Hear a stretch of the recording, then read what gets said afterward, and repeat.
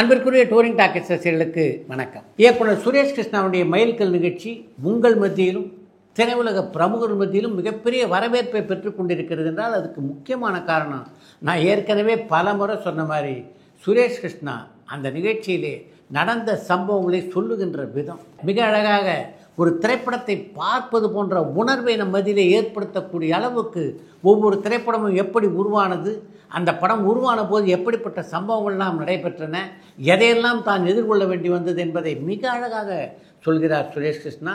இந்த நிகழ்ச்சியை ஏன் வாரத்துக்கு 2 நாள் ஒளிபரப்புறீங்க, வாரம் முழுதும் ஒளிபரப்பக்கூடாதா என்று கூட உங்களில் பல ரசிகர்கள் கேட்டிருக்கீங்க. அதில் ஒரு சிறு மாற்றத்தை மட்டும் இப்போ கொண்டு வரலான்னு இருக்கோம். சனி மற்றும் ஞாயிற்றுக்கிழமைகளிலே ஒளிபரப்பாகி கொண்டிருக்கின்ற மைல்கல் நிகழ்ச்சி இந்த வாரம் முதல் வெள்ளி, சனி, ஞாயிறு ஆகிய 3 தினங்களிலும் ஒவ்வொரு வாரமும் வெளியாகும். நிகழ்ச்சியை பார்த்து ரசிங்க, பார்த்துவிட்டு உங்களுடைய கருத்துக்களை பதிவிடுங்கள். வரும் வெள்ளி முதல் உங்கள் அபிமான திரையரங்குகளில் ஓஹோ எந்தன் பேபி. டூரிங் டாக்கீஸ் ரசிகர்களுக்கு வணக்கம். வாங்க லஞ்ச் நிகழ்ச்சிக்கு போகலாம்.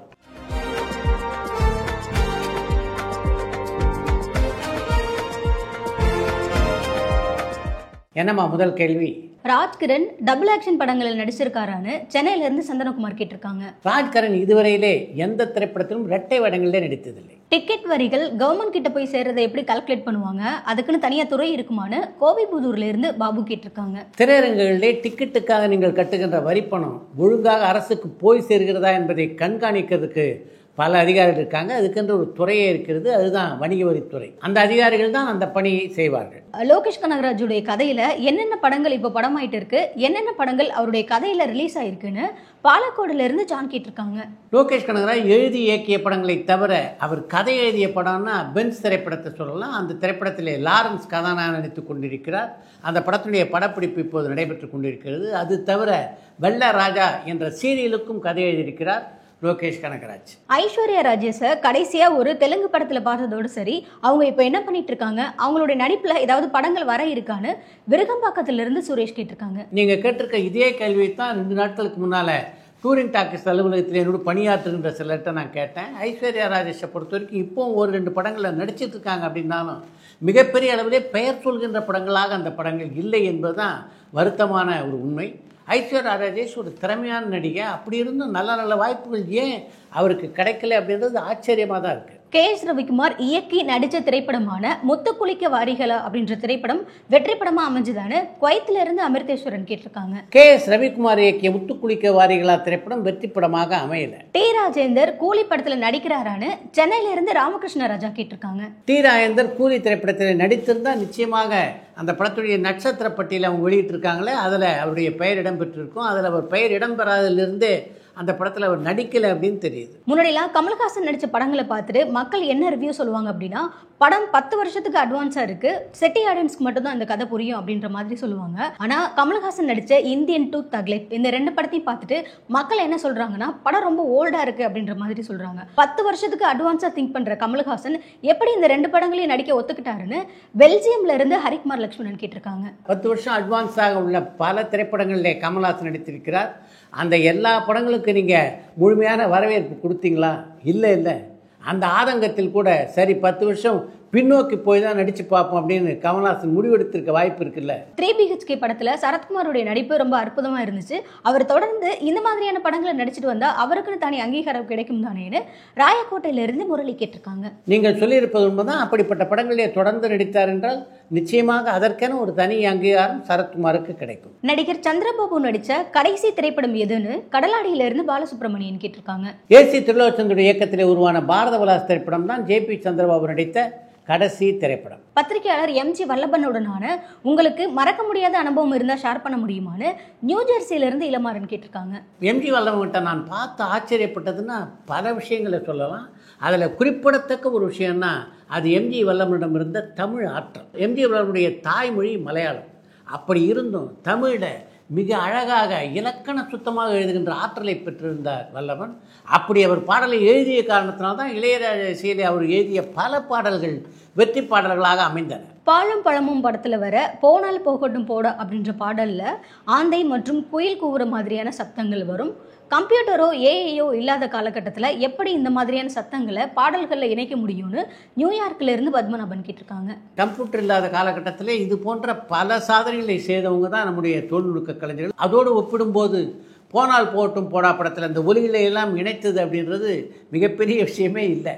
சிக்கந்தர் படத்துக்கு வந்த சல்மான் கான் தமிழ்ல எங்களுக்கு ஆதரவு இல்லை அப்படின்னு சொல்லியிருந்தாரு. ஓடிடியில் ரிலீஸ் ஆயிருந்த சிக்கந்தர் படத்துல தமிழ் வெர்ஷன் இல்லை, அப்புறம் எப்படி எங்களால் ஆதரவு கொடுக்க முடியும்னு அரந்தையில இருந்து சேகர் செந்தில் கேட்டிருக்காங்க. நீங்கள் கேட்டிருக்கிறது நியாயமான ஒரு கேள்வி தான். ஆனால் ஓடிடியில் ஒரு படம் வெளியாகும் போது அது என்னென்ன மொழியிலே வெளியாகிறது என்பதை தெரிந்து கொண்டு அதில் ஏதாவது மாற்றத்தை செய்யக்கூடிய இடத்துல சல்மான் கான் இருக்காரா அப்படின்னு தெரியலையே.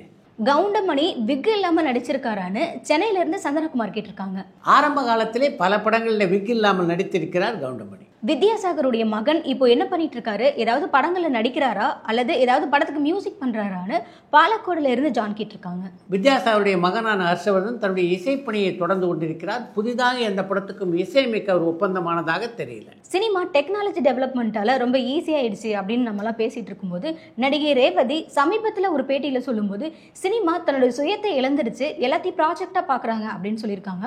இதை நீங்க எப்படி பாக்குறீங்கன்னு விருகம்பாக்கத்துல இருந்து சுரேஷ் கேட்டிருக்காங்க. ரேவதி சமீபத்தில் கூட ஒரு வெப்சீரிஸ் இயக்கியிருந்தாங்க. தமிழ் சினிமா தன்னுடைய தனித்தன்மை இழந்து விட்டதாக அவங்க சொல்லியிருக்காங்கன்னா அந்த கருத்தில் நியாயம் இல்லாமையாக இருக்கும். அனுபவபூர்வமாகத்தானே அப்படி ஒரு கருத்தை ரேவதி சொல்லியிருப்பாங்க. இந்தியன் 3 படத்துடைய நிலை என்ன, இன்னும் ஷூட்டிங் ஏதாவது நடக்க இருக்கா அல்லது போஸ்ட் ப்ரொடக்ஷன் ஒர்க் ஏதாவது நடந்துட்டு இருக்கான்னு பிரான்ஸ்ல இருந்து அஜய் கேட்டிருக்காங்க. இந்தியன் 3 திரைப்படத்தை என்ன செய்வதென்று அந்த படத்துடைய இயக்குனரான சங்கரோ அல்லது அந்த படத்துடைய தயாரிப்பாளர்களான லைகா ப்ரொடக்ஷன்ஸோ இது வரைக்கும் எந்த முடிவும் எடுத்ததாக தெரியல.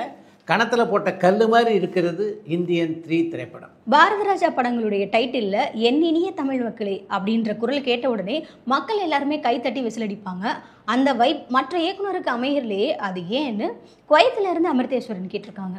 இந்த சினிமா உலகத்தை பொறுத்தவரையிலே எல்லோருக்கும் எல்லாமும் கிடைத்து விடாது அப்படின்றது தான் உண்மை. பாரதி ராஜா அந்த வார்த்தைகளை சொல்கின்ற விதமே பார்த்தீங்கன்னா ரொம்ப அழகாக இருக்கும். அவருடைய கரகரத்த குரலில் என் இனிய தமிழ் மக்களே அப்படின்னு அவர் சொல்லும்போது ரசிகர்கள் மத்தியிலே ஏற்படக்கூடிய உற்சாகம் இருக்க, அதை பல முறை நான் கண்கூடாக திரையரங்கில் மட்டும் இல்லை பல பொது மேடைகளிலும் பார்த்திருக்கிறேன். அஜித்தை வச்சு கமலஹாசன் மருதநாயகம் படத்தை இயக்குவாரான்னு சென்னையில இருந்து ராமகிருஷ்ண ராஜா கேட்டிருக்காங்க. வாய்ப்பில்லை ராமகிருஷ்ண ராஜா, வாய்ப்பில்லை. என்னதான் ராஜமௌலி பிரம்மாண்டமான இயக்குனராக இருந்தாலும் மரியாதை ராமண்ணா, ஈகா போன்ற காம்பேக்ட் பட்ஜெட் படங்களையே இயக்கியிருக்காரு. ஆனா சங்கர் அந்த மாதிரி ஒரு படம் கூட இயக்கலையே, அதுக்கு என்ன காரணம்? இதுக்கப்புறமா சங்கர் அந்த மாதிரியான படங்கள் பண்ணா மக்களை ஏத்துப்பாங்களான்னு யாழ்ப்பாணத்துல இருந்து ஜானி கேட்டிருக்காங்க. மரியாதை ராமண்ணா படத்தை பொறுத்த வரைக்கும் நீங்க சொல்லியிருக்கிறது சரி. ஆனா ஈகா திரைப்படத்தை குறைந்த பட்ஜெட்ல தயாரான படம் அப்படின்னு சொல்ல முடியாது. கம்ப்யூட்டர் கிராபிக்ஸுக்காக அந்த படத்திலே பெருந்தொகையை செலவு செய்திருந்தார்கள். சங்கரை பொறுத்த வரைக்கும் இப்போ ஒரு சிறு பட்ஜெட்டில் படம் எடுக்க முடியாத ஒரு சூழ்நிலையில் அவர் இருக்காருன்னா முக்கியமான விஷயம் அவருடைய சம்பளம். சிறு பட்ஜெட் படங்களில் அந்த அளவு சம்பளம் சங்கருக்கு போகாது. ரெண்டாவது முக்கியமான விஷயம், இன்றைக்கு சங்கர் இருக்கின்ற சூழ்நிலையில் ஒரு பெரிய நடிகரை விட்டு ஒரு வெற்றியை கொடுத்தாக வேண்டிய கட்டாயம் அவருக்கு இருக்குது. அந்த வெற்றியை கொடுத்ததுக்கு பின்னால் தான் நீங்கள் சொல்கின்ற மாதிரி சிறு முதலீட்டில் ஏதாவது ஒரு படத்தை இயக்கலாம் என்ற முடிவுக்கு அவர் வர வாய்ப்பு இருக்குது. இயக்குனர் SP முத்துராமன் தான் சூப்பர் ஸ்டார் ரஜினிகாந்தை வச்சு அதிகமான படங்களை இயக்கியிருக்காரு அப்படின்னு நான் கேள்விப்பட்டிருக்கேன். சூப்பர் ஸ்டார் ரஜினிகாந்தை வச்சு SP முத்துராமன் இயக்கிய முதல் படம் என்னன்னு சொல்ல முடியுமான்னு பாலக்கோடுல இருந்து சங்கர் கேட்டிருக்காங்க. SP முத்துராமனுடைய இயக்கத்திலே ரஜினிகாந்த் நடித்த முதல் திரைப்படம்னா அது புவனா ஒரு கேள்விக்குறி என்ற படம் தான். அந்த திரைப்படம் செப்டம்பர் முதல் வாரத்திலே வெளியானது. அதே செப்டம்பர் மாதம் இறுதி வாரத்திலே ரஜினிகாந்தோடு இணைந்து SP முத்துராமன் பணியாற்றிய ஆடு புலி ஆட்டம் திரைப்படம் வெளியானது. 2016 இருந்து விகடன் சூப்பர் ஸ்டார் ரஜினிகாந்த் பத்தி நிறைய போலி செய்திகளை வெளியிட்டு இருக்காங்க. இப்போ வேல்பாரியுடைய வெற்றி விழாவுக்கு சூப்பர் ஸ்டார் ரஜினிகாந்தை சிறப்பு விருந்தினராக அழைச்சிருக்காங்க. அதே மாதிரி பாரதி ராஜா, சீமான் போன்றோர் ரஜினியை பத்தி நிறைய தவறா பேசியிருக்காங்க. ஆனா அவங்களையும் நட்புக்கரம் கொடுத்து சூப்பர் ஸ்டார் ரஜினிகாந்த் ஏத்துக்கிட்டாரு. இது எல்லாத்துக்கும் என்ன காரணம்? சூப்பர் ஸ்டார் ரஜினிகாந்தோடைய ஆன்மீகமா அல்லது அனுபவமானு யாழ்ப்பாணத்திலிருந்து ஜானி கேட்டிருக்காங்க. ரஜினிகாந்தை பொறுத்தவரையிலே அவரை போற்றியோர்லேயும் அவருக்கு நல்லா தெரியும், அவரை விமர்சனம் பண்ணவங்களையும் நல்லா தெரியும்.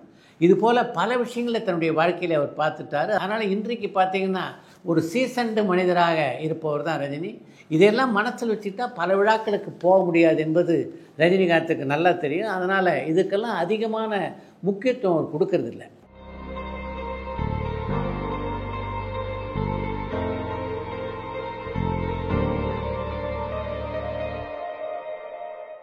இப்போ ரிலீஸ் ஆகிற படங்களுடைய பலம் என்ன, பலவீனம் என்னன்னு கடலாடியிலிருந்து பாலசுப்ரமணியன் கேட்டிருக்காங்க. இப்போது வெளியாகின்ற படங்களுடைய பலம்னா டெக்னிக்கல் சப்போர்ட்டை சொல்லலாம், தொழில் நுணுக்கத்துறையிலே நம்ம பெரிய அளவில் முன்னேறி இருக்கோம். ஆனால் கதை விஷயத்திலே அந்த அளவு முன்னேறி இருக்கோமா அப்படின்றது மிகப்பெரிய கேள்விக்குறியாகத்தான் இப்போதைக்கும் இருக்கிறது. தமிழ் திரையுலகத்திலே பலவீனம் அப்படின்னு சொல்லணும்னா கதையைத்தான் சொல்ல வேண்டும். அடுத்து என்று ஒரு தகவல்,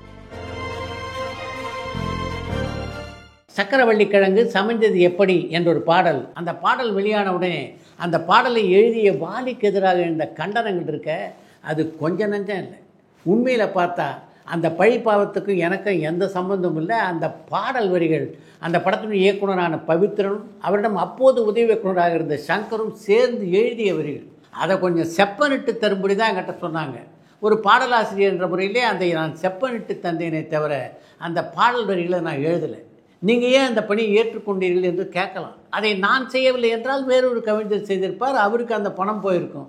சரி என்று நான் ஒப்புக்கொண்டு அந்த வேலையை செய்தேன். அதுதான் தப்பாக போயிடுச்சு. அந்த பாடலுக்காக எக்கச்சக்கமான கண்டனங்களை நான் எதிர்கொள்ள வேண்டியதாக இருந்தது. இப்படி ஒரு பாடலை வாலி எழுதலாமா என்று பல ஊர்களிலே பட்டிமன்றங்கள் கூட நடைபெற்றன. இதே மாதிரி ஒரு அனுபவம் எனக்கு ஜென்டில்மேன் படத்திலும் கிடைத்தது. அந்த படத்தில் சிக்கு புக்கு ரயிலே என்று தொடங்குகிற அந்த பாடலை ஒரு சிறுவன் பாடுவான்.